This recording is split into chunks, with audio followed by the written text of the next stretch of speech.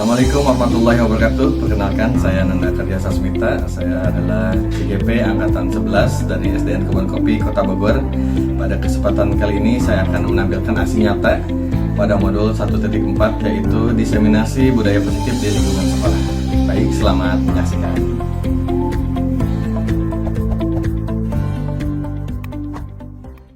Bismillahirrahmanirrahim. Assalamualaikum warahmatullahi wabarakatuh. Waalaikumsalam warahmatullahi wabarakatuh.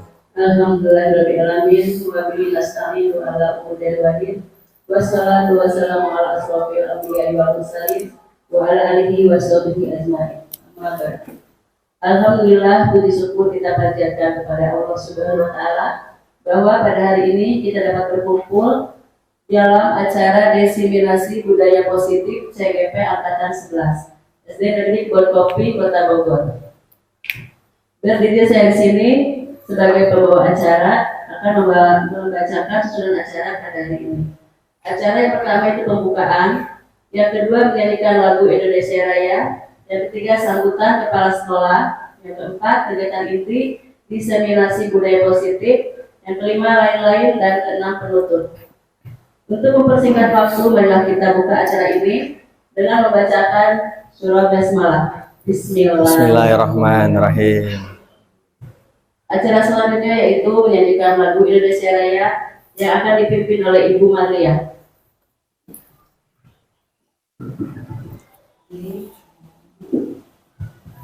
Hadirin diharap berdiri.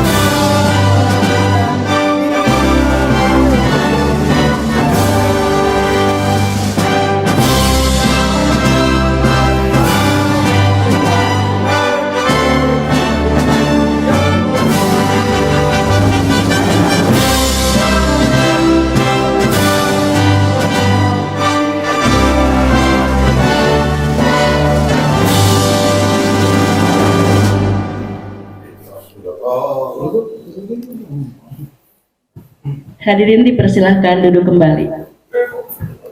Acara selanjutnya yaitu sambutan dari Bapak Kepala Sekolah kepada Ibu yang mewakili Ibu Farida Husnul Fatimah.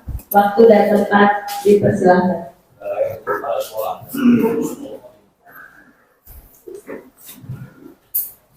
Assalamualaikum warahmatullahi wabarakatuh. Waalaikumsalam warahmatullahi wabarakatuh. Alhamdulillahirabbil alamin wa bihi nasta'inu wa la ilaha illallah. Wassalatu wassalamu ala asrofil anbiya'i wal mursalin. Yang terhormat dan guru semuanya, di sini saya hanya mewakili kepala sekolah. Saya ucapkan terima kasih kepada rekan-rekan semua yang sudah hadir di sini. Insya Allah nanti kita akan mendengarkan diseminasi positif dari budaya positif dari rekan kita Bapak Nanda Karya Sasmita. Mudah-mudahan nanti kita akan mendapatkan ilmunya yang lebih baik, lebih bermanfaat, mudah-mudahan akan kita laksanakan ya. Jadi nanti kita kesananya akan lebih luas lagi pemahaman kita, dan alhamdulillah kita sekarang berkumpul di sini dalam keadaan sehat walafiat.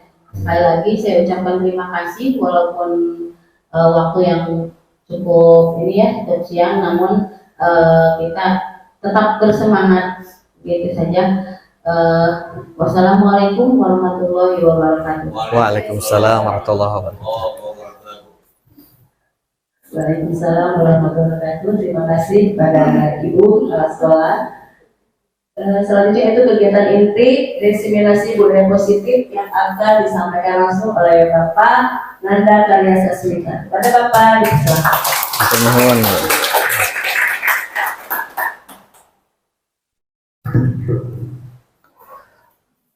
Assalamualaikum warahmatullahi wabarakatuh.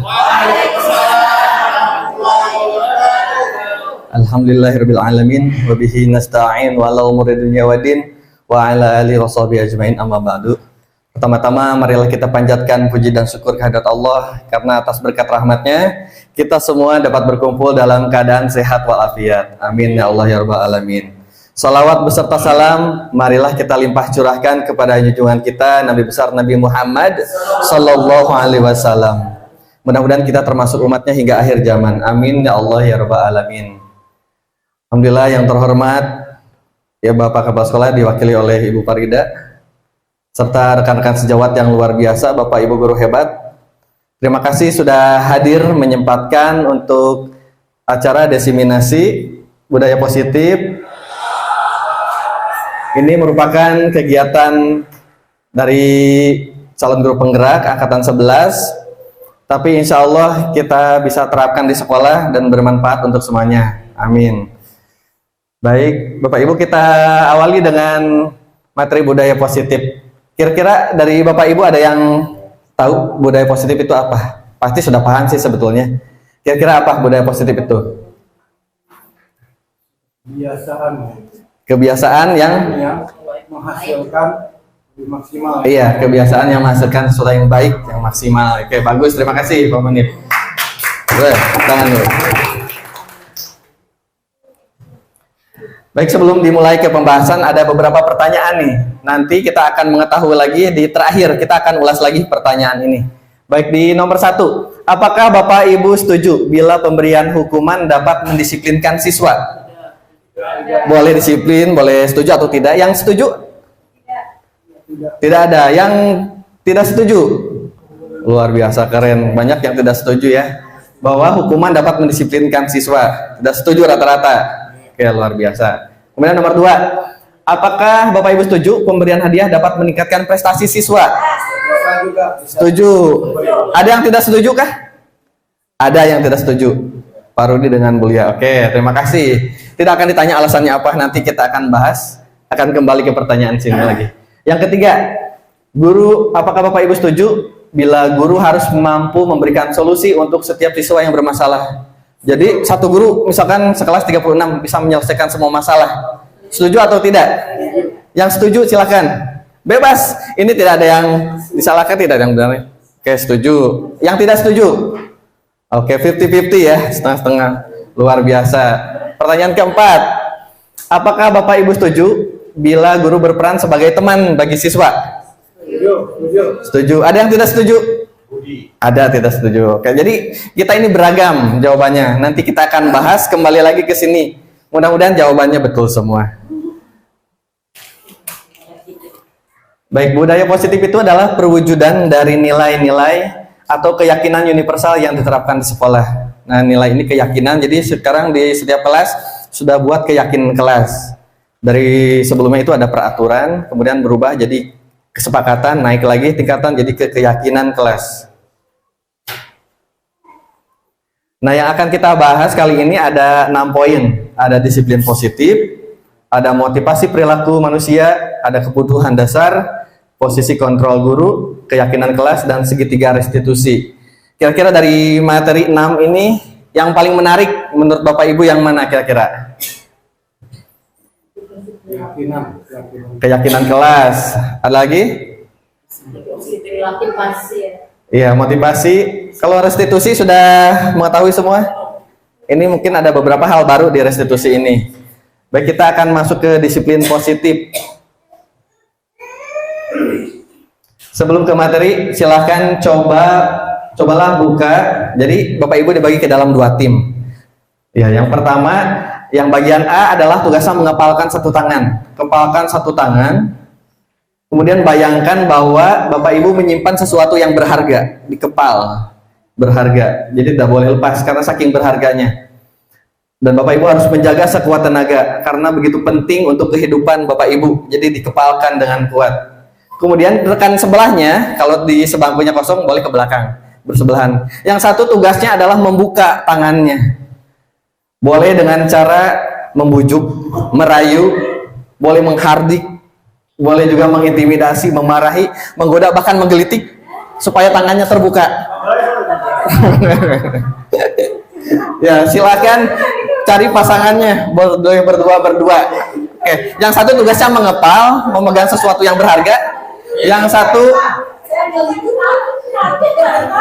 ada yang berpasangan. Sama cewek. Iya.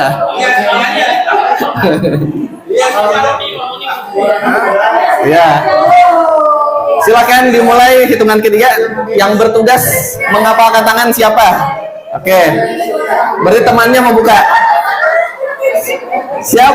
Hitungan ketiga langsung mulai berusaha merayu atau memaksa. 1, 2, 3. Iya, ada yang menggelitik juga, ada yang susah dibuka. Kalau ini mau dibuka,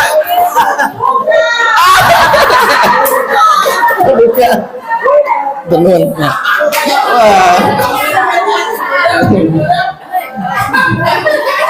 Oke. Langsung kebuka, kuat. Iya. Yang mengepalkan tadi tangan di sini siapa? Ibu. Gimana Bu? Bisa terbuka tidak? Tidak. Oh, tidak terbuka. Kuat. Ibu sudah mengusahakan untuk membukanya?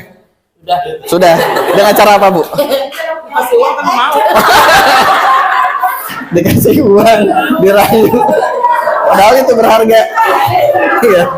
Di sebelah sini yang tugasnya mengepal. Patisna tuh. Bagaimana? Kebuka gak Bu? Nggak kebuka. Ibu sudah dibuka? Sudah menggelitik-gelitik. Oh. Sudah digelitik tapi tetap tidak dibuka. Oke, gimana dengan Pak Munib? Belum dia apa-apain udah kebuka duluan. Tidak nyerah ya. Oke. Oh ya, silakan. Gimana? Kurang memaksa sih. Upayanya kurang. Terlalu kuat mendengar. Wih, terlalu kuat. Mangga, Ibu gimana? Mulai berbahasa. Dua. Terlalu kuat diklik-klik tidak bisa. Dirayu dengan apapun tidak bisa ya. Iya. Terima kasih.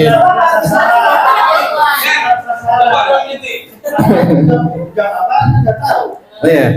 Jadi rata-rata tidak bisa dibuka. Kira-kira itu yang mengontrol itu diri sendiri atau orang lain yang bisa membuka itu? Diri sendiri. Apakah orang lain mengontrol bisa kebuka? Enggak. Walaupun kebuka mungkin terpaksa. Apakah bisa terbuka dengan sendirinya tangan itu?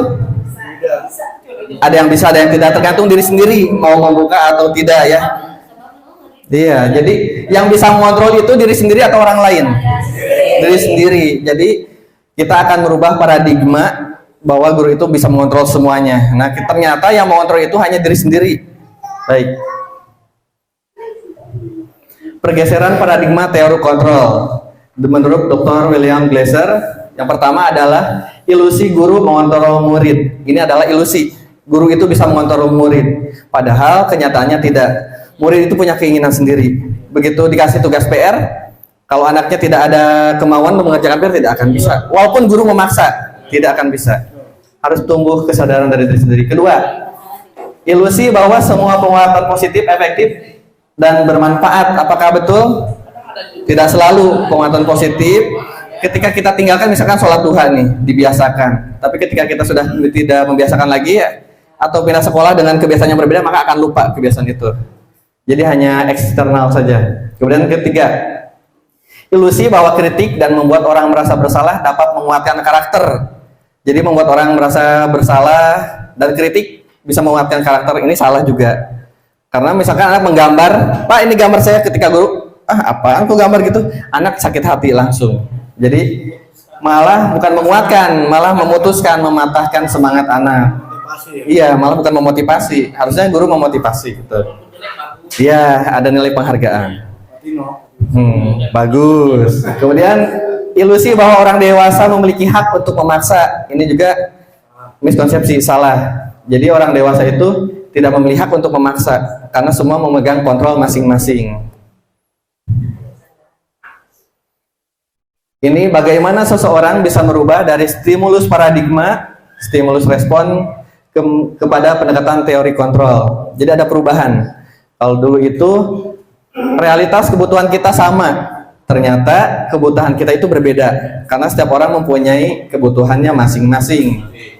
Tuh. Kemudian kedua, semua orang melihat hal yang sama, tapi menurut teori kontrol setiap orang memiliki gambaran yang berbeda. Misalkan melihat benda ini, setiap orang pasti beda pendapatnya, sudut pandangnya berbeda. Tuh.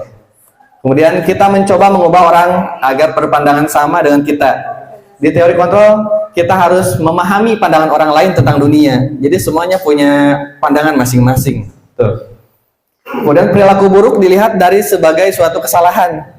Kalau stimulus respon, ternyata kalau di teori kontrol itu semua perilaku mempunyai tujuan. Orang melakukan kesalahan pun pasti ada tujuannya. Seperti itu. Tuh. Kemudian orang lain bisa mengontrol saya? Tidak bisa. Hanya Anda yang bisa mengontrol diri Anda sendiri. Tuh. Saya bisa, pemaksaan ada pada saat bujukan gagal kalau di stimulus respon. Tapi kalau di teori kontrol, kolaborasi dan konsensus menciptakan pilihan-pilihan baru. Jadi kalau di teori kontrol itu adanya kolaborasi, diskusi, ngobrol untuk mencapai tujuan yang sama. Kemudian di stimulus respon itu model berpikirnya menang kalah, bisa menang atau kalah antara itu. Kalau di teori kontrol enggak, berpikirnya menang-menang. Jadi anak yang salah kita perbaiki dengan cara restitusi, akhirnya anak jadi menang juga gitu. Bisa mengendalikan diri sendiri. Ya, win-win solution, betul. Tepuk tangan dulu. Keren. Disiplin positif. Kira-kira apa ya disiplin positif? Pas awal itu disiplin itu harus tepat waktu segala macam.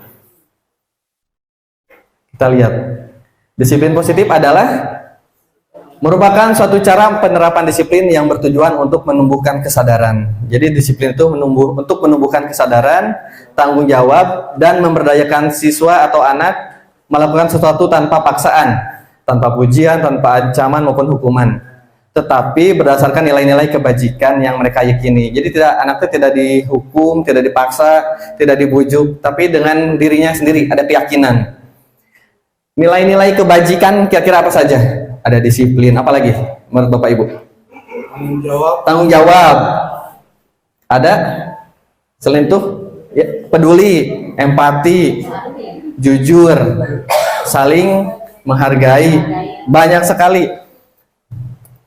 Nah, disiplin positif ini terangkum dalam 6 karakter di profil pelajar Pancasila. Jadi ketika anak jujur, tanggung jawab, semuanya udah masuk ke sini. Ada dalam 6 dimensi sini. Beriman dan bertakwa. Tepuk pelajar Pancasila. Pelajar Pancasila beriman dan bertakwa pada Tuhan yang Esa dan berakhlak mulia, berkebinekaan global, gotong royong mandiri, kreatif dan bernalar kritis. Terus tangan dulu. Terima kasih.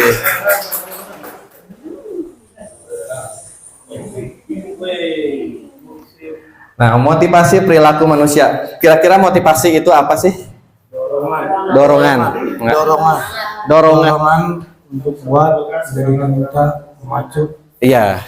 Dorongan untuk melakukan suatu kegiatan. Tuh. Terima kasih, Pak. Ya. Ternyata perilaku manusia itu motivasinya ada 3. Motivasi perilaku manusia. Yang pertama, untuk menghindari ketidaknyamanan atau hukuman. Contohnya, pada Anda berangkat pelatihan, alasan yang pertama, karena takut dimarahin sama kepala sekolah, atau takut dikucilkan sama kepala sekolah, atau takut karena ada ketidaknyamanan, takut nilainya jadi kecil. Nah, itu berarti ada ketidaknyamanan. Motivasi pertama itu untuk menghindari ketidaknyamanan atau hukuman. Yang kedua, untuk mendapatkan imbalan atau penghargaan. Anda berangkat pelatihan, siap berangkat supaya dipuji dalam hati teh. Nah, itu berarti motivasinya kedua. Ingin dipuji, iya, ingin dihargai. Yang ketiga, iya, motivasi ketiga adalah untuk menjadi orang yang mereka inginkan dan menghargai diri sendiri. Nah, yang bagus itu adalah motivasi yang ketiga, karena ingin merasa dirinya menghargai diri sendiri. Saya berangkat pelatihan untuk menambah ilmu, wawasan, menambah relasi. Nah, iya betul. Itu jadi yang bagus itu yang ketiga. Untuk motivasi yang kedua itu adalah motivasi dari luar. Adanya dari dorongan orang lain di luar. Hukuman atau pujian itu dari orang lain. Ketika tumbuh motivasi dari yang ketiga, berarti itu udah mulai diri sendirinya udah bagus. Seperti anak sekolah. Kenapa sekolahnya rajin? Takut dimarahin Pak Guru kalau malas gitu. Atau takut dimarahin ibunya di rumah. Ada juga biar kapuji sama Pak Guru, Bu Guru, itu berarti motivasinya kedua. Di sini untuk menemukan motivasi ketiga itu masih jarang. Nah, di sini kita belajar bagaimana memotivasi siswa supaya tumbuh dalam dirinya. Kemarin waktu tentang budaya Korea, pertukaran guru di Korea, ternyata budayanya di sana luar biasa. Dari kecil tuh anak belajar masuk jam 9. Setelah jam 2 istirahat ada hagwon. Nah, ada les, ada ekskul semuanya sampai sore, bahkan sampai malam pun lanjut. Karena itu budaya di sana udah kuat. Tuh, itu budaya dari yang ketiga motivasinya untuk menghargai diri sendiri. Kemudian ada hukuman, konsekuensi, dan restitusi. Mungkin yang dua sudah kita tidak asing lagi, hukuman, konsekuensi, dan sekarang kita pelajari restitusi. Hukuman itu sifatnya tidak terencana.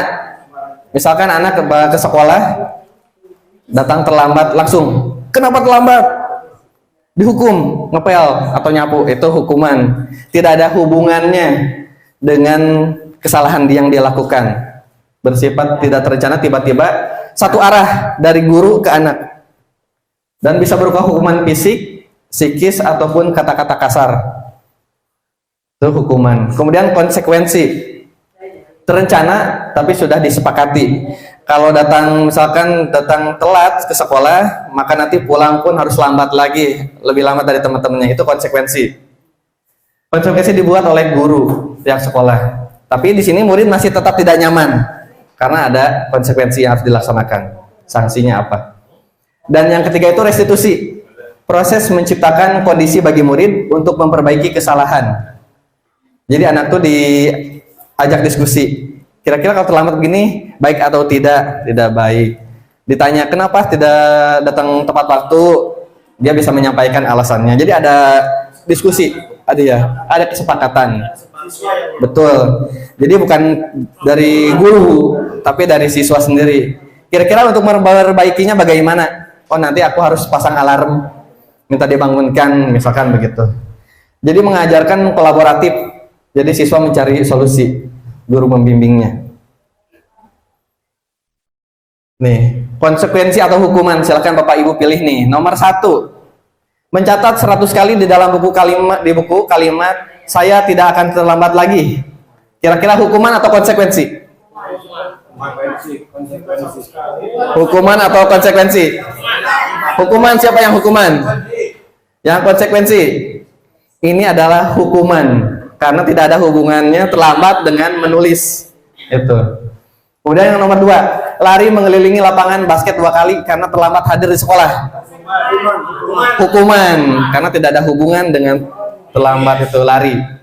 Yang ketiga, membersihkan coretan yang dibuat di meja.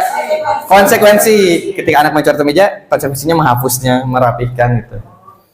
Nomor 4, murid diminta push up 15 kali.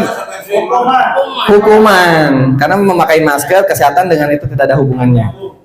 Tidak nyambung, betul. Yang kelima, berdiri di depan kelas sambil mengangkat kaki 1. Menjawab, ya hukuman. Masa lalu, pendidikan masa lalu begitu. Tuh. 6, membersihkan WC karena merusak pensil teman. Hukuman, betul. Karena tidak ada kaitannya. Nomor 7, lari keliling lapangan karena terlambat 10 menit saat PJOK. Konsekuensi, karena pada saat PJOK lari dulu pemanasan, itu betul. Jadi terlihatnya seperti hukuman pada konsekuensi. Dihukum oleh penghargaan, ternyata Bapak Ibu, ketika kita memberikan penghargaan kepada siswa, itu juga bisa berarti menghukum. Misalkan pengaruh jangka pendek. Jadi ketika anak baris rapi dibimbing, yuk yang rapi dikasih stiker baris itu rapi. Tapi jangka pendek, ketika jangka panjangnya guru itu ketika pindah kelas dengan guru yang berbeda, dia kembali lagi seperti semula karena itu motivasinya dari luar, bukan dari sendiri. Betul. Yang kedua, penghargaan tidak efektif. Ketika siswa diberikan penghargaan terus-menerus, maka tidak akan efektif. Maka tidak mungkin kita memberikan penghargaan terus-menerus. Pasti ada batasnya. Iya, motivasinya beda. Ini dari luar, bukan dari dalam. Yang ketiga, penghargaan merusak hubungan. Kira-kira apa? Iya. Oh si ini terus sih yang dikasih penghargaan, aku enggak, padahal aku juara 2 nih. Beda 1 doang padahal. Jadi ada merusak hubungan. Penghargaan mengurangi ketepatan. Jadi anak kurang teliti akhirnya. Buru-buru, biar dapat hadiah dari Bapak Ibu guru. Mengurangi ketepatan. Kemudian mengurangi kualitas juga. Penghargaan mematikan kreativitas. Jadi kreativitasnya mati karena pengen buru-buru, ingin dihargai. Dan penghargaan menghukum. Sifatnya seperti yang tadi. Kemudian yang baik itu adalah motivasi dari dalam diri, intrinsik. Ini penghargaan dari dalam diri. Misalkan ketika anak bisa menyambungkan huruf B, O, Bo, L, A, La, itu anak mulai senang, bahagia. Nah kita jangan merusak dengan menghargai. Nanti ibu belikan sepeda ya, itu jadi beda lagi motivasinya. Padahal anak udah muncul, udah bahagia, ya Allah, alhamdulillah ternyata ini bola dibaca udah senang.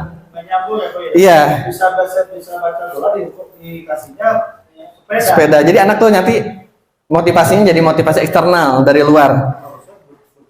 Saya pun banyak belajar, oh ternyata saya juga salah ke anak begitu. Ketika anak bisa, biarkan dia bahagia dengan penghasilan, dengan pencapaiannya sendiri.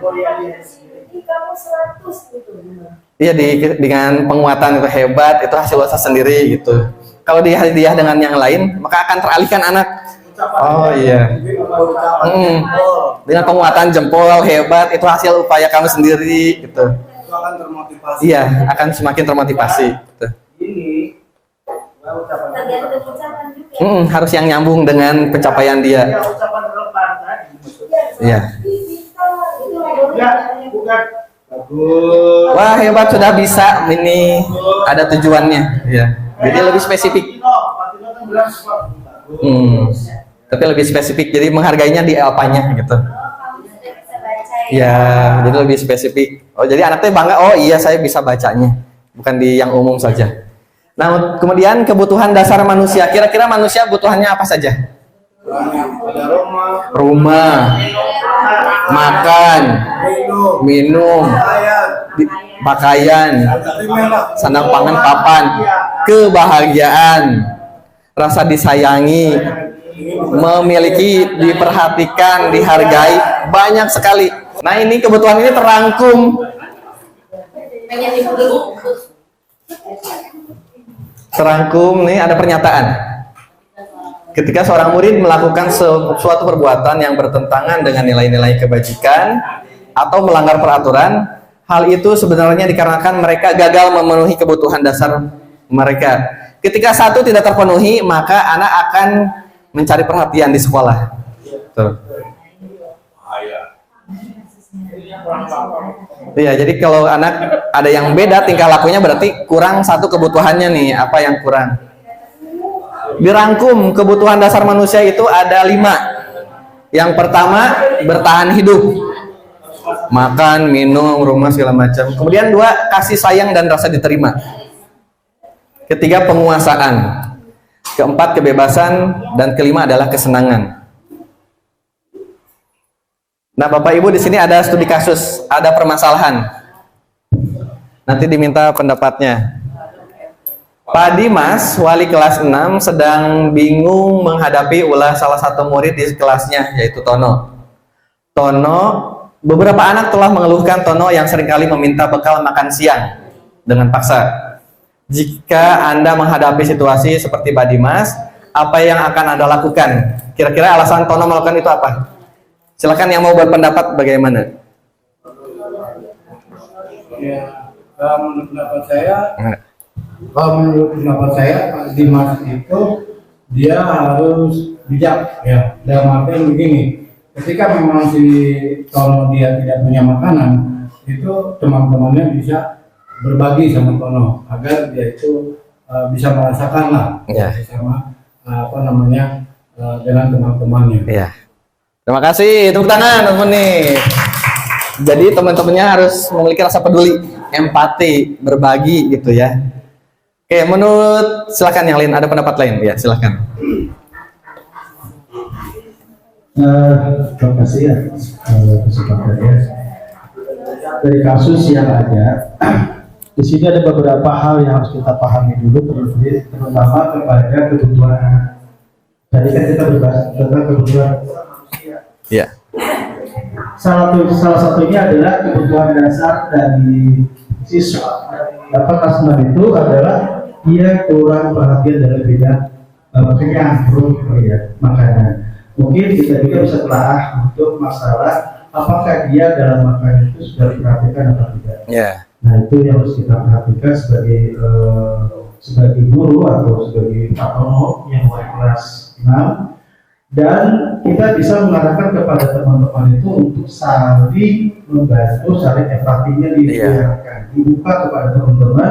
Jika ada teman yang kekurangan maka atau kelebihan makanan, kita bisa saling berbagi, atau kita bisa makan bareng-bareng, atau kita bisa gurunya juga mengajak makan bareng-bareng. Mungkin itu akan bisa memudahkan anak untuk merasa tidak menimbul, karena itu ada kesempatan. Di mana ada kesempatan orang lagi makan, dia tidak makan, otomatis timbullah rasa itu karena diberi kesempatan itu. Mungkin itu dari saya bahasanya mungkin kurang detail ya. Terima kasih ya. Waalaikumsalam warahmatullahi wabarakatuh. Terima kasih Pak Rudi, tepuk tangan dulu Pak Rudi. Terima kasih. Jadi pertama apa yang perlu disampaikan, harus meneliti dulu kira-kira dari kebutuhan manusia itu apa sih yang belum dipenuhinya. Nah nanti setelah itu menumbuhkan rasa peduli untuk teman, bahkan guru pun memberikan contoh. Oke, terima kasih, luar biasa, jawabannya bagus. Kita lihat di alasan Tono yang pertama, karena ia lapar dan orang tuanya tidak membawakannya bekal. Betul. Maka kebutuhan dasar yang sedang berusaha dipenuhi adalah bertahan hidup. Berarti si Tono kebutuhan bertahan hidupnya tidak dipenuhi nih, makanya dia ya meminta karena tidak dibawa bekal. Ya, betul. Faktor ekonomi. Kedua, karena dia merasa senang temannya jadi memperhatikan dia. Dia mencari perhatian nih. Ketika temannya melaporkan kepada guru dan guru memberitahu orang tuanya, sehingga orang tuanya jadi memperhatikan dia. Jadi dia butuh perhatian. Kebutuhannya adalah kasih sayang dan rasa diterima.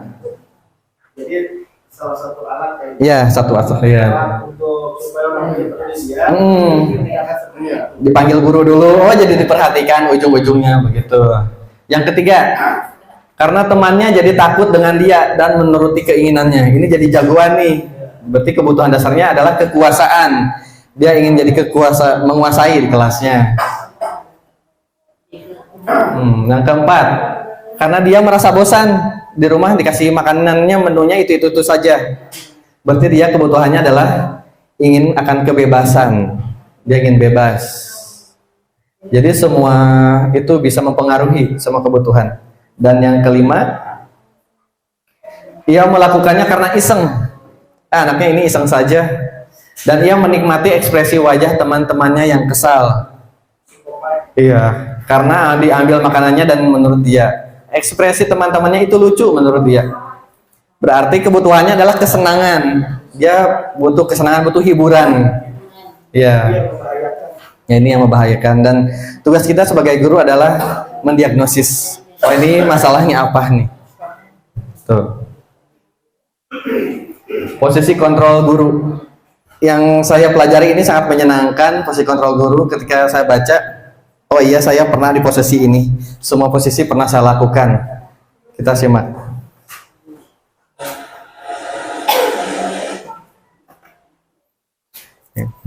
5 posisi kontrol guru. Yang pertama, guru sebagai penghukum. 2, guru sebagai pembuat merasa bersalah. 3, guru sebagai teman. 4, guru sebagai pemantau. 5, guru sebagai manajer. Ketika membaca ini saya, oh iya, di rumah saya guru sebagai penghukum ke anak, apalagi tentang sholat, oh dihukum. Ternyata itu kurang bagus kalau dihukum. Naik lagi yang kedua, pembuat merasa bersalah. Bapak kecewa nah kalau begini. Nah anak tuh jadi merasa bersalah, jadi nunduk, oh iya, jadi merasa bersalah anak itu. Yang ketiga, guru sebagai teman. Ayolah dibantu, nah kerjakan ini biar nggak dimarahin sama bapak kepala sekolah. Jadi teman. Tapi akhir-akhirnya anak jadi cuek juga karena merasa oh sama selevel gitu. Ya. Menghargainya itu. Yang keempat, pemantau. Coba lihat baju kalian dari atas sampai bawah, apa yang salah? Hukumannya apa? Jadi dipantau. Tuh. Kalau yang kelima sebagai manajer diajak ngobrol. Kenapa tadi terlambat? Apa yang menyebabkan terlambat? Pasti ada alasannya. Tuh, jadi sebagai manajer. Kita nonton video dulu.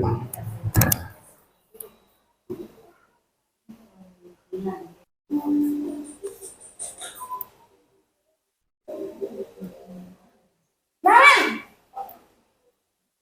Sini kamu! Selalu terlambat. Kamu deh, pasti terlambat. Apa? Apa coba? Alasan kamu apa lagi? Apa terlambat?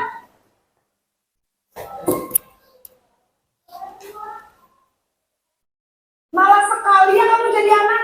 Saya Dasar pemalas. Gak kapok-kapok sih kamu. Sudah berapa kali terlambat? Sana, kamu keliling lapangan basket 2 kali. kenapa saya harus ke lapangan basket, Bu? Kenapa? Kamu melawan ibu. Berani-beraninya jawab. Sudah terlambat, masih berani jawab pula. Sekarang, keliling lapangan basket 5 kali sekalian. Biar kapok. Cepat. Pergi sana ke lapangan basket. Nah ini posisi penghukum. Coba sebelah sini. Apa yang bisa disampaikan tentang posisi penghukum? Guru sebagai penghukum. Mangga siapa? Suaranya mana? Nah, di sini posisi penghukum itu guru yang menghukum anak yang terlambat Iya. ke sekolah. Nah, Jadi langsung menyalahkan gitu ya? jadi si guru itu menyalahkan tanpa ada alasan ya kenapa dia terlambat atau dengan harusnya guru itu mendekati dulu pendekatannya. Iya, betul. Oke. Ya, terima kasih Ibu. Tepuk tangan. Bagus. Jadi di posisi penghukum ini guru langsung menghukum, tidak memberikan kesempatan anak untuk berbicara dulu. Tidak ditanya alasannya apa, tidak ada pendekatan, langsung hukum. Kita tidak sesuai dengan Iya, tidak sesuai. Kata-katanya langsung kasar. Posisi kedua sekarang. Posisi pembuat merasa bersalah.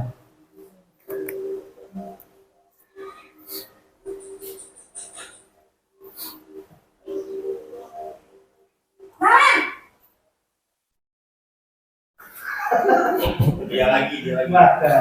Bu. Naren. Kamu kenapa terlambat lagi, nak?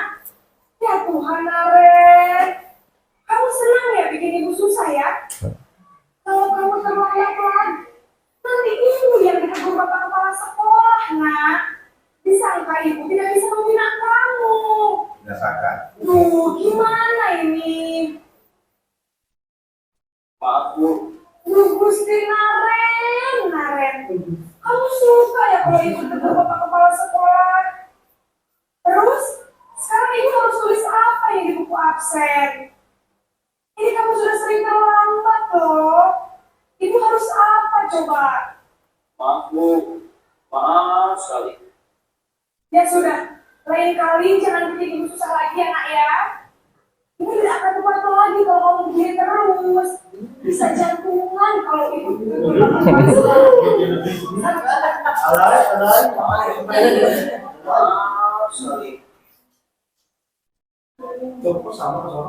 Nah, ini posisi kedua, pembuat merasa bersalah. Ada yang mau berpendapat?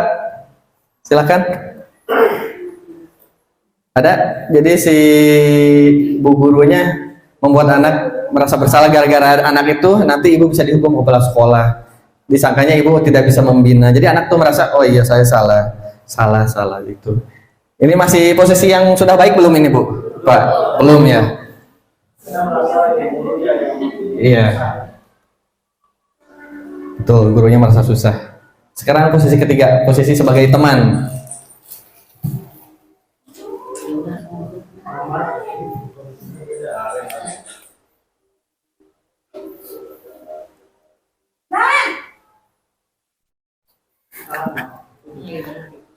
Adegan awal disamakan semuanya. Wah, sudah jam berapa ini, Nak? Selamat pagi ya, sayang. Saya lupa bangunkan saya, Bu. Kamu malah menyalahkan ibu kamu.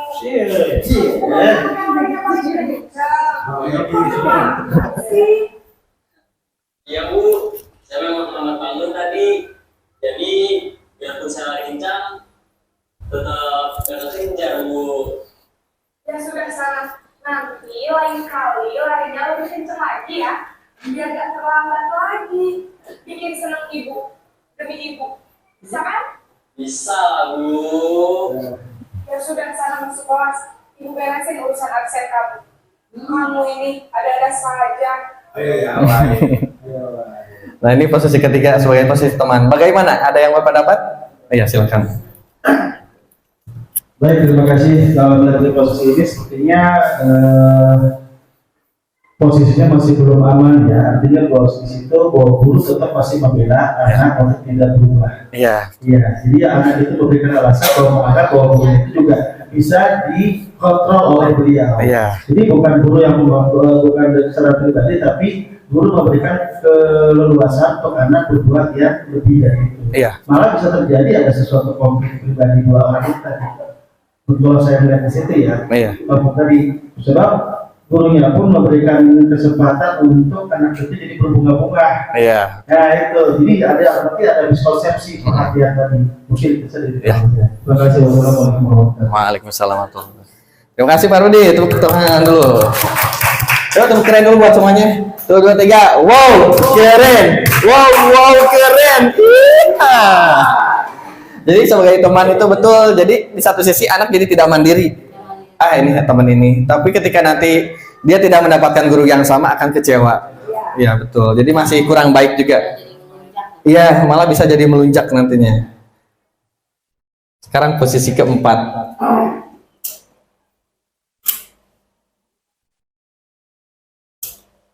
Posisi pemantau atau monitor.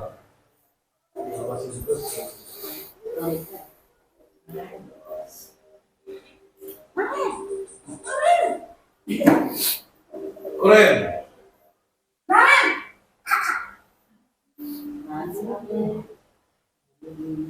Selamat pagi, Bu.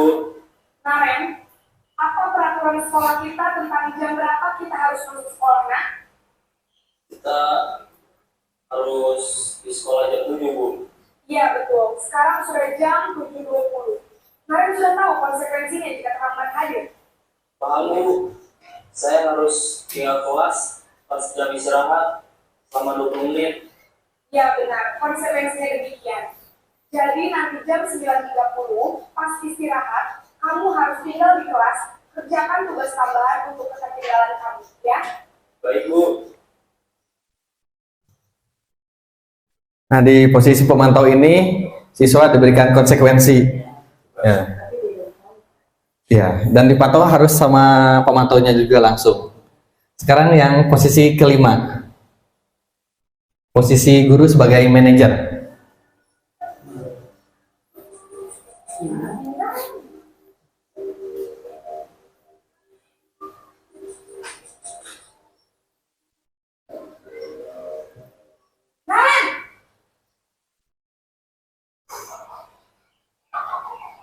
Selamat pagi, Bu. Selamat pagi lagi Naren? Maaf Bu, saya terlambat. Iya, sekolah masuknya jam 7, sekarang sudah jam 7.20. Jadi sekarang bagaimana ini Naren? Maaf Bu, saya lupa soal saya semalam. Baiklah, menurut kami, keyakinan sekolah yang mana yang perlu kamu tingkatkan? Menghargai diri sendiri dan orang lain mungkin ya Bu. Setuju. Jadi, apakah Naren meyakini prinsip saling menghormati tersebut? Ya Bu, saya meyakininya. Apakah Naren bersedia memperbaiki masalah keterlambatan ini? Bersedia Bu. Bagaimana kamu akan memperbaiki masalah keterlambatan ini? Saya akan coba untuk tidak lupa menyetel alarm saya Bu. Baik, kalau Naren lupa menyetel alarm di rumah, ada orang yang kira-kira bisa bantu mengingatkan dia? Ada Bu, kakak saya, Kak Emma. Ada lagi selain Kak Emma? Selain Kak Emma, ada ibu saya. Baik, jadi yang mengingatkan Naren adalah Kak Emma dan Ibu kamu ya. Kira-kira akan mulai set alarm kapan nih Naren? Setelah pulang sekolah, akan segera saya lakukan. Baik, jadi Naren akan setel alarm untuk bangun besok pagi dan akan diingatkan oleh kakak dan ibunda Naren ya. Ada lagi yang lebih perlu dilakukan Naren agar tidak terlambat bangun lagi. Tidak ada Bu. Baik Naren, terima kasih untuk kerjasama kamu. Sekarang kamu perlu kembali ke kelas untuk belajar. Baik Bu, terima kasih.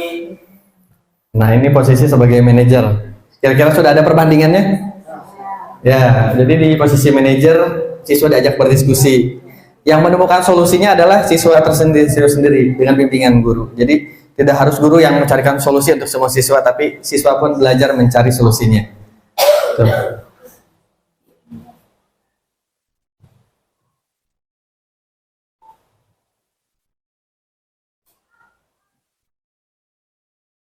Pasti kita semua juga pernah melaksanakan semua posisi peran kontrol guru ini.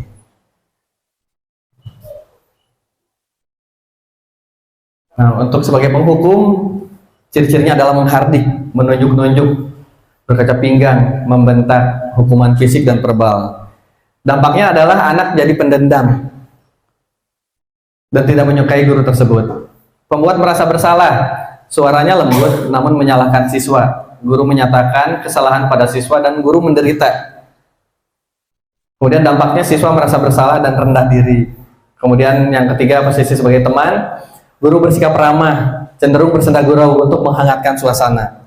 Dampaknya adalah siswa bergantung pada satu orang dan siswa tidak mandiri. Posisi keempat, pemantau, nada bicara datar, identitasnya berhasil, memantau saat siswa diberi sanksi. Kemudian dampaknya siswa jadi menghitung, oh berapa kali dihukum, berapa kali mendapatkan hadiah, dan tidak sepenuhnya mandiri. Dan posisi manajer ini yang terbaik, suaranya netral, tercipta identitas, berhasil positif dari yang tadinya salah, bisa memperbaiki kesalahannya. Membantu siswa memecahkan masalah. Dampaknya siswa menjadi mandiri, percaya diri dalam memecahkan masalah sendiri. Mudah-mudahan kita semua bisa menjadi sebagai manajer. Sekarang keyakinan kelas. Mengapa keyakinan kelas, bukan peraturan kelas? Sekarang sudah mulai ramai nih di kelas-kelas ada keyakinan kelas. Karena keyakinan itu dibuat oleh siswa tersebut, Ya. sehingga ya baik. Menurut teman saya perbedaan antara keyakinan ya, bukan peraturan keras. Kalau peraturan itu kan diatur dibuat oleh guru, ya. Sementara kalau keyakinan itu kan yang diyakini oleh siswa tersebut sesuai dengan kemampuan dan kebiasaan siswa tersebut. Jadi tidak diatur oleh siswa, sesuai dengan kesepakatan yang telah disampaikan oleh siswa tersebut secara bersama-sama. Sehingga mereka meyakini bahwa itulah yang harus saya lakukan. Itu saja, guys. Terima kasih. Wah, keren. Bagus, sorry, terima kasih. Terima kasih. Jadi, kalau keyakinan kelas itu dibuat bersama-sama guru dengan murid, disepakati, diyakini bersama, dan menjadi faktor intrinsik di dalam karena meyakini. Kalau peraturan dibuat oleh guru atau sekolah, siswa hanya menjalankan. Jadi satu arah saja. Tuh. Mengapa kita memiliki peraturan tentang penggunaan helm? Kira-kira untuk apa penggunaan helm itu? Untuk keselamatan. Tapi kita menggunakan helm untuk apa? Agar tidak ditilangkan biasanya. agar tidak di stop sama polisi. Berarti itu masih unsur dari luar itu, eksternal. Padahal yang sebaiknya adalah keyakinan. Kalau saya pakai helm pasti walaupun keselamatan untuk walaupun jatuh ada keamanan keselamatan. Kemudian mengapa kita memiliki peraturan tentang penggunaan masker dan mencuci tangan? Untuk menjaga kesehatan, gitu ya. Bukan takut karena dihukum atau COVID itu ya. Kembali ke keyakinan. Ini keyakinan kelas versus peraturan kelas. Keyakinan kelas dibuat berdasarkan kesepakatan antara guru dan siswa dan bersifat universal, umum. Peraturan biasanya dibuat oleh guru bersifat satu arah. Jadi peraturan biasanya banyak. Tidak boleh ini, tidak boleh ini. Kalau keyakinan bahasanya positif. Dan tidak terlalu banyak biasanya. Saling menghargai banyak. Menghargai waktu, menghargai teman, segala macam. Prosedur pembentukan keyakinan kelas. Jadi ada caranya. Yang pertama, mempersilahkan semua warga sekolah untuk mencurahkan ide. Biasanya pakai sticky note, dicatat mau apa peraturannya, bikin dulu. Setelah itu dikelompokkan, catat semua masukannya, ganti kalimat negatif. Misalkan dilarang membuang sampah sembarangan, diganti membuang sampah pada tempatnya, dihaluskan kalimatnya. Kemudian tinjau kembali curah pendapat yang terkumpul agar menjadi keyakinan kelas atau sekolah. Tinjau ulang keyakinannya sehingga tersusun 3 atau 7, tidak usah terlalu banyak karena ini sudah umum sifatnya. Meninjau dan menyetujui, ditandatangani. Kalau anak kelas bawah buat keyakinannya seperti apa, kan belum bisa nulis, bisa dengan gambar. Misalkan ada orang yang buang sampah pada tempat sampahnya, kasih gambar senyum anak-anak tempel ke depan. Jadi nanti kita kelompokkan, oh tidak belum bisa baca dengan gambar gitu. Kemudian nanti setelah itu kalau kelas atas bisa ditanda tangan, kalau kelas bawah bisa cap jari pakai cat air. Kemudian ditempel di kelas dinding seperti ini. Nah, segitiga restitusi. Restitusi adalah proses menciptakan kondisi bagi murid untuk memperbaiki kesalahan mereka sehingga mereka bisa kembali pada kelompok mereka dengan karakter yang lebih kuat menurut dosen tahun 2004. Segitiga restitusi adalah suatu proses dialog yang dilakukan guru agar dapat menghasilkan murid yang mandiri dan bertanggung jawab. Seperti ini nyambung dengan posisi kontrol sebagai manajer. Jadi ada 3 tahapan. Yang pertama, menstabilkan identitas. Jadi anak tuh misalkan datang terlambat, tidak langsung dihardik tapi ditanya, pasti kamu punya alasan datang terlambat. Wajar kok terlambat. Bapak juga sama pernah melakukan kesalahan, itu manusiawi. Jadi anak tuh, oh tidak salah banget, diangkat dulu. Setelah itu distabilkan. Ditanya, salah baik atau tidak terlambat? Tidak baik. Anak mulai sadar nantinya. Kemudian menanyakan keyakinan. Kira-kira keyakinan apa nih yang tidak dilaksanakan? Oh, menghargai waktu. Jadi anak tahu keyakinannya. Nanti dikasih kira-kira solusinya apa? Yang seperti itu. Ya. Mulai ada masalah restitusi. Silakan. Karena menurut saya kan bahasa restitusi ini adalah bahasa dari pajak. Ya. Nah, jadi kalau kita masuk di itu, kalau restitusi itu dalam bahasa ekonomi, bahasa pajak itu pengurangan. Jadi maksud saya segitiga restitusi ini maksudnya apa ya, Pak? Ya. Segitiga restitusi. Betul. Jadi ini bukan bahasa pendidikan dari aslinya, tapi diadopsi. Betul. Jadi untuk mengurangi kesalahan siswa dari mulai posisi bersalah jadi posisi lebih baik siswa itu. Iya, jadi pengurangan. Intinya sama, cuman diadopsi ke pendidikan. Jadi siswa yang tadinya merasa bersalah menjadi posisi yang berhasil karena dia bisa mengetahui solusi dari kesalahannya tersebut. Begitu, Pak. Ya, betul. Restitusi umum itu. Ini sekarang di ke pendidikan. Bukan remisi, Pak. Beda lagi. Hukuman.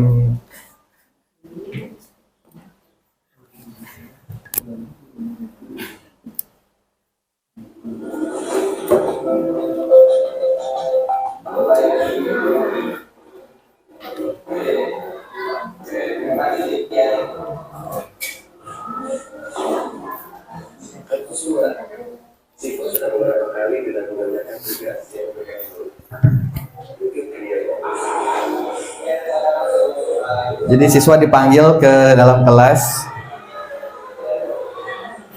Ini segitiga restitusi. contoh penerapannya.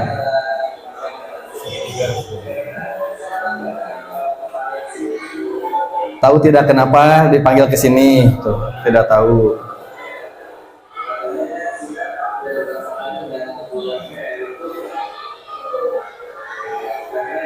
Betul tidak mengumpulkan PR? Ya betul katanya.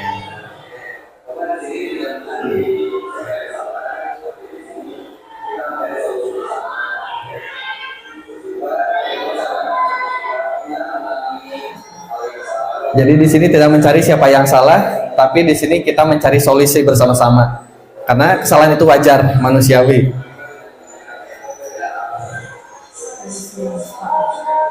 Tuh, sudah mulai memberikan solusi anak. Pulang sekolah, mulai mengerjakan PR. Kalau tidak sempat, nanti malam mengerjakan PR-nya.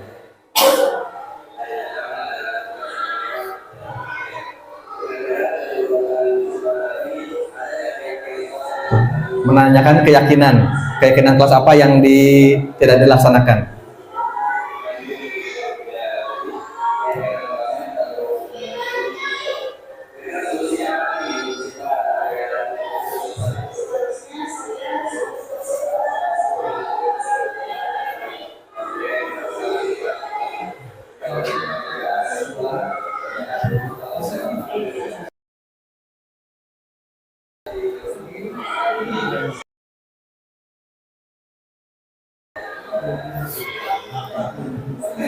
Jadi siswa dihargai, terima kasih, langsung keluar. Jadi siswa merasa tanggapan siswa.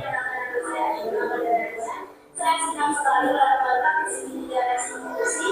Saya dapat mencari solusi dengan baik dan dapat menyelesaikan masalah dengan baik tanpa ada yang berbanding sama sekali. Terima kasih. Assalamualaikum warahmatullahi wabarakatuh. Semoga inspirasi.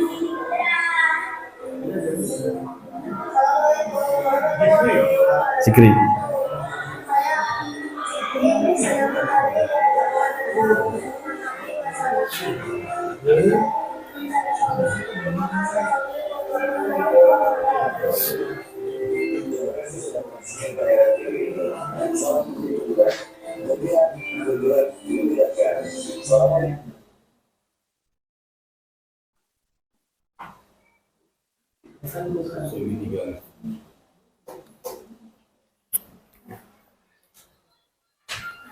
Nah, demikian Bapak Ibu yang bisa saya sampaikan. Mudah-mudahan hal baik bisa kita terapkan di sekolah sehingga menjadikan sekolah SDN Kebon Kopi sekolah yang berbudaya positif ke depannya dan bisa menjadi cikal bakal untuk ke depannya menjadikan anak-anak yang sukses di masa depan. Amin ya Allah ya Rabbal Alamin.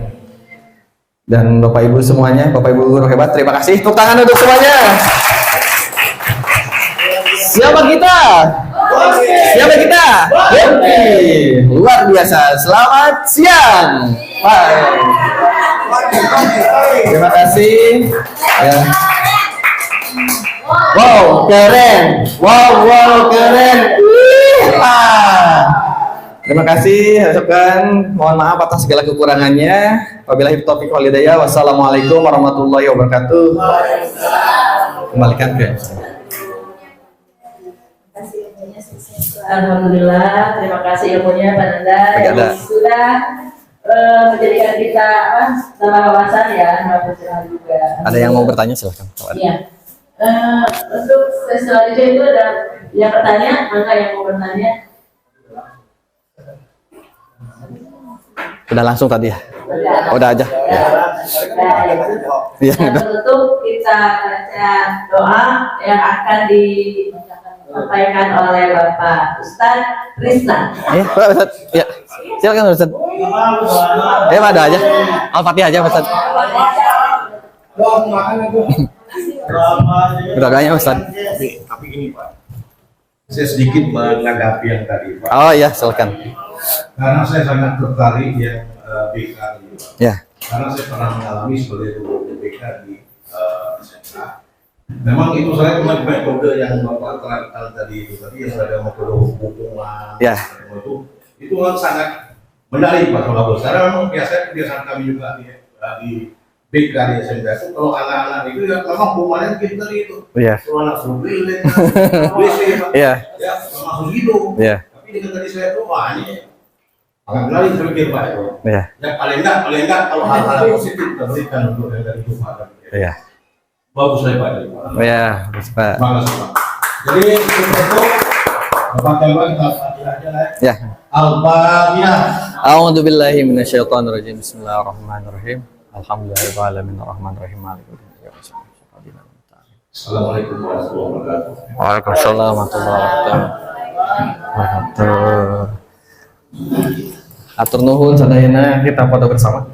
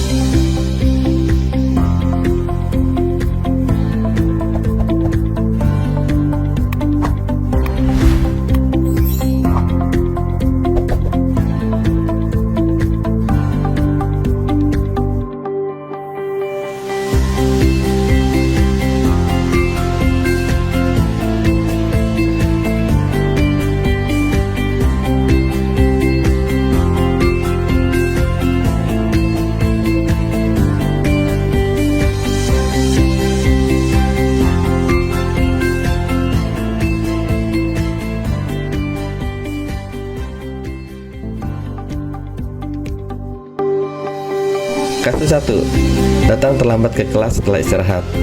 Zikri sering datang terlambat ke kelas setelah jam istirahat. Berikut cuplikan videonya. Waalaikumsalam. Silakan Zikri.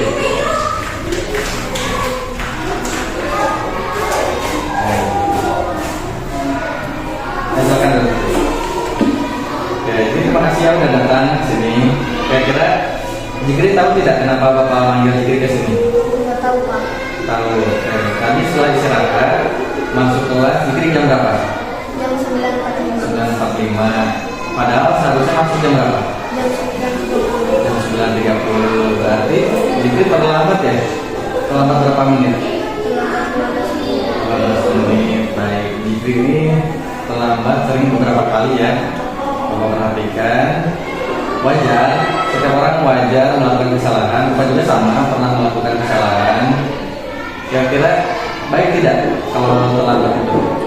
Ya, baik ya. Oke. Apa sih alasan Zikri sampai terlambat datang di kelas? Tadi habis main bola sama teman-teman. Tadi pas istirahat main bola sampai lupa waktu gitu ya? Oke. Memang seru sih waktu istirahat main, tapi ada yang harus diperhatikan karena lagi belajar kan ya? Oke. Kira-kira ada kesepakatan kelas gak yang dilanggar sama Zikri? Disiplin dan menghargai waktu. Oke, terima kasih. Kira-kira untuk memperbaiki itu supaya Zikri lebih baik, apa yang harus dilakukan Zikri?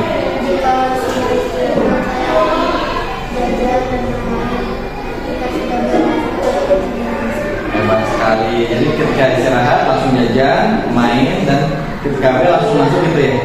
Oke. Mulai kapan Zikri akan begitu? Mulai hari ini Zikri akan memperbaikinya ya. Oke, terima kasih Zikri. Zikri anak yang hebat, sudah punya solusi juga luar biasa. Mudah-mudahan kedepannya Zikri jadi anak yang lebih disiplin lagi ya. Oke, terima kasih ya Zikri ya, udah kesempatan sini. Terus sekarang kembali. Terima kasih ya.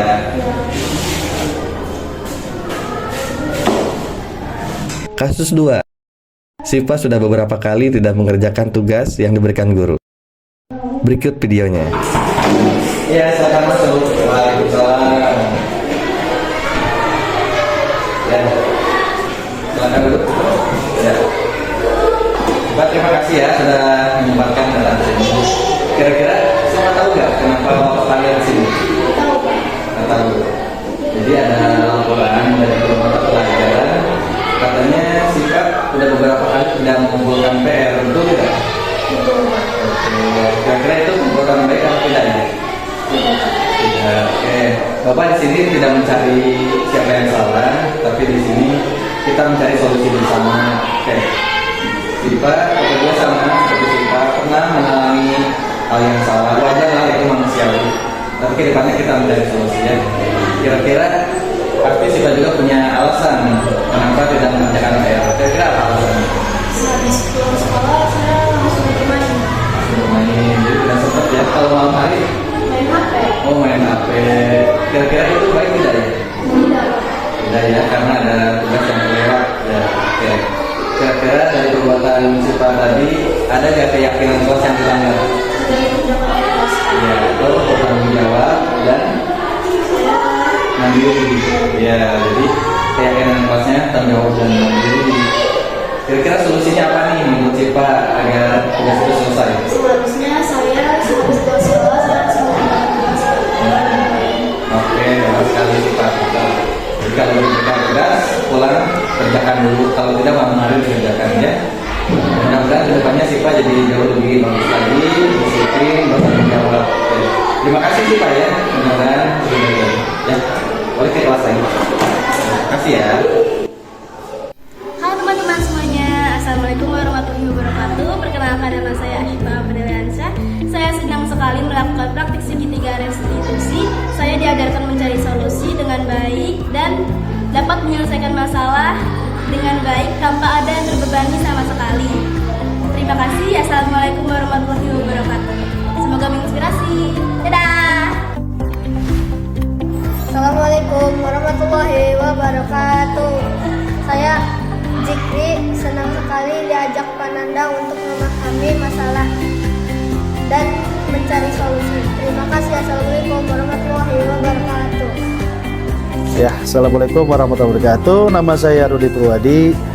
Saya ingin merefleksikan tentang apa yang telah disampaikan destinasi oleh saudara saya, yaitu Bapak Nanda Karya Sasmita, mengenai disiplin positif. Ketika pemaparan itu sangat luar biasa, sangat membantu dan memberikan wawasan baru bagi kami, khususnya guru, tentang bagaimana memberikan suatu sikap terhadap anak, di mana anak itu mempunyai suatu kebutuhan yang masing-masing berbeda.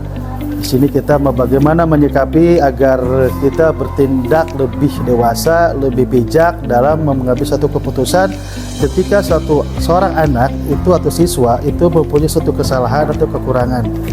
Di sini kita harus tahu dulu bagaimana mengidentifikasi permasalahan-permasalahan yang ada tanpa harus menjudgment, memvonis, dan ya intinya kita bisa mengaca diri lah bahwa semua orang itu pasti pernah melakukan satu kesalahan, pernah melakukan satu kekurangan. Dan apa yang disampaikan oleh Bapak Nanda itu memberikan suatu perspektif yang sangat baik bagi kita semua, sudut pandang yang baik, serta solusi bagaimana kita memberikan suatu tindakan atau memberikan suatu penilaian sikap kepada anak, yang mana kita juga harus memberikan suatu kesepakatan atau keyakinan bersama bahwasanya apa yang dilakukan oleh siswa tersebut dan kita terutama sebagai guru juga harus secara bijak sesuai dengan aturan atau sesuai dengan kesepakatan kita bersama. Mungkin itu saja. Dan yang disampaikan oleh Pak Nanda itu sangat lugas, singkat, lugas, dan padat, serta berbobot dan berisi. Semoga kedepannya lagi lebih berjaya lagi, lebih bagus lagi, dan lebih bersemangat lagi. Saya dukung dan support kepada Bapak Nanda untuk tetap melaksanakan yang terbaik dan memberikan suatu informasi serta berbagi praktik baik. Terima kasih. Wassalamualaikum warahmatullahi wabarakatuh. Ya, Assalamualaikum warahmatullahi wabarakatuh. Perkenalkan, saya Mintarsi. Saya merupakan rekan dari Pak Nanda Karya Sasmita yang mengajar di SDN Kebon Kopi. Di sini saya akan menanggapi tentang desiminasi yang telah disampaikan oleh Pak Nanda terkait budaya positif yang bisa dilaksanakan di sekolah. Desiminasi yang disampaikan oleh Pak Nanda cukup jelas, cukup mendalam, sehingga memberikan gambaran kepada rekan guru yang lain, khususnya saya sendiri, untuk dapat mempraktikkan bagaimana budaya positif di dalam kelas atau secara luasnya adalah di lingkungan sekolah. Salah satu yang saya lihat dengan lebih jelas atau yang saya tertarik adalah tentang segitiga restitusi, di mana di dalam segitiga restitusi itu peran guru yang diharapkan adalah sebagai manajer, di mana guru hanya mengarahkan dan membimbing peserta didik untuk dapat menyelesaikan permasalahan yang dialami sendiri. Seperti misalnya ketika peserta didik telat datang ke sekolah, maka guru tidak semerta untuk langsung menghukum peserta didik, tetapi ditanyakan terlebih dahulu alasan kenapa dia terlambat masuk ke sekolah, kemudian ditanya bagaimana solusi yang dapat dia laksanakan agar dia tidak lagi mengulang keterlambatannya ke dalam kelas. Jadi anak itu mencari solusinya sendiri. Jadi kita sebagai pendidik mengarahkan anak untuk menjadi problem solver. Dalam implementasinya, guru mengarahkan bagaimana anak harus dapat mempertanggungjawabkan apa yang telah dilakukannya, misalkan yang tadi itu telat. Jadi kita mengarahkan anak untuk bagaimana bertanggung jawab terhadap masalah yang dia timbulkan, seperti itu. Nah, hal seperti ini sangat baik dan disampaikan dengan sangat baik juga oleh Pak Nanda, sehingga esensi tentang budaya positif khususnya segitiga restitusi itu tersampaikan dengan baik. Jadi rekan guru yang lain, khususnya mungkin saya pribadi, juga tertarik untuk menerapkannya di sekolah. Seperti itu. Saya sampaikan terima kasih juga kepada Pak Nanda, sehingga saya punya pencerahan yang lebih jauh terkait bagaimana harusnya guru berperan di dalam pendidikan, yaitu sebagai manajer yang mengarahkan dan membimbing peserta didik untuk dapat menyelesaikan permasalahannya tersendiri. Terima kasih banyak. Assalamualaikum warahmatullahi wabarakatuh. Assalamualaikum warahmatullahi wabarakatuh. Saya rekan sejawat dari Bapak Nanda Karya Sasmita. Saya Marlia Sugiyarti dari SDN Kebon Kopi Kota Bogor. Saya hendak memberikan umpan balik untuk kegiatan berbagi praktik baik yang dilakukan pada hari Jumat kemarin mengenai diseminasi budaya positif. Menurut saya, pemaparannya sudah sangat baik, jadi kita memiliki pengetahuan tentang bagaimana cara untuk menghadapi anak-anak yang melakukan sebuah kesalahan. Dari banyaknya alur yang kita bisa memilih, yaitu sebagai penghukum, sebagai pemberi rasa bersalah, sebagai restitusi. Nah, dari semua itu ternyata alur yang terbaik untuk menghadapi anak yang melakukan sebuah kesalahan adalah dengan restitusi. Dari situ kita dapat memberikan kebijaksanaan sebagai pendidik kepada peserta didik kita saat mereka melakukan kesalahan. Restitusi itu lebih kepada mencari solusi, tidak menghukum atau menghakimi si anak sehingga mental peserta didik kita terjaga atau tidak down. Jadi restitusi itu kita lebih fokus kepada solusi, memberikan pengarahan kepada anak, seperti itu ya. Dan kita sebagai pendidik, kita memberikan peluang kepada peserta didik kita agar kita tahu latar belakang mereka melakukan kesalahan tersebut. Jadi kita mengarahkan, kita berperan sebagai manajer, kita mengarahkan bagaimana seharusnya. Nah, memang itu sangat bagus sekali, memang harusnya seperti itu sebagai pendidik terhadap peserta didik ketika melakukan sebuah kesalahan. Jadi anak kita tetap semangat belajar, mau memperbaiki kesalahannya dan tidak merasa dikucilkan. Seperti itu. Terima kasih Pak Nanda atas praktik baiknya. Assalamualaikum warahmatullahi wabarakatuh.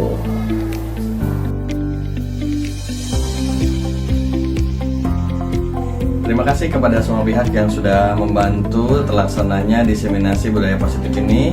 Dan bagi yang sudah menyimak tayangan ini, semoga menginspirasi dan menjadi masukan untuk semuanya.